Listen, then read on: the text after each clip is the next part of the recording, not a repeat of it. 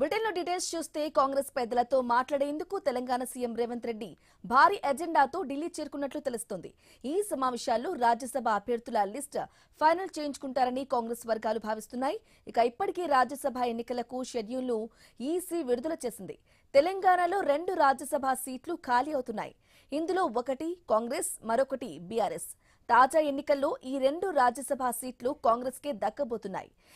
AICC కోటాలో అభిషేక్ సింఘ్వీకి మరోసారి chance ఇస్తారని బలంగా చెబుతున్నారు కాంగ్రెస్ నేతలు.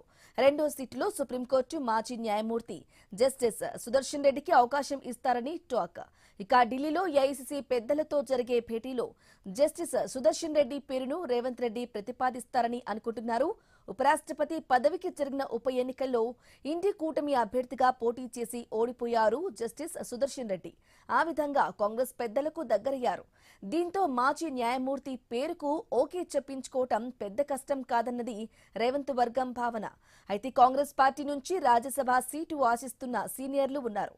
రేస్లో మాజీ ఎంపీలు వి హనుమంతరావు, మధు యాష్కి, మాజీ మంత్రి జీవన్ రెడ్డి ఉన్నట్లు చెబుతున్నారు. జగిత్యాల ఎపిసోడ్లో జీవన్ రెడ్డి అలకబూరడం, పార్టీ వీడతానని చెప్పడంతో మాట్లాడేందుకు ఢిల్లీ రావాలని జీవన్ రెడ్డికి కాంగ్రెస్ పెద్దల నుంచి కబురొచ్చింది.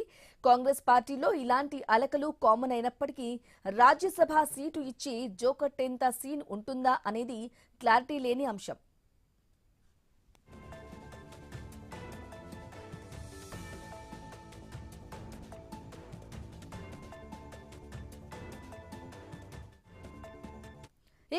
మంత్రి అజారుద్దీన్ సమస్య కీలకంగా ఉంది. చట్టసభల్లో సభ్యుడు కాకుండానే జూబ్లీహిల్స్ ఉప ఎన్నిక బ్యాక్ డ్రాప్ లో మంత్రిగా ప్రమాణ స్వీకారం చేశారు అజారుద్దీన్.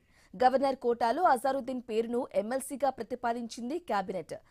సుప్రీంకోర్టులో పిటిషన్ విచారణలో ఉండటంతో గవర్నర్ జిష్ణుదేవ్ వర్మ ఇంకా నిర్ణయం తీసుకోలేదు. దీంతో అజారుద్దీన్ కు గడువు సమీపిస్తోంది. సమస్య జటిలం కాకుండా ప్లాన్ బిని అమలు చేసే యోచనలో రేవంత్ ఉన్నట్లు తెలుస్తోంది.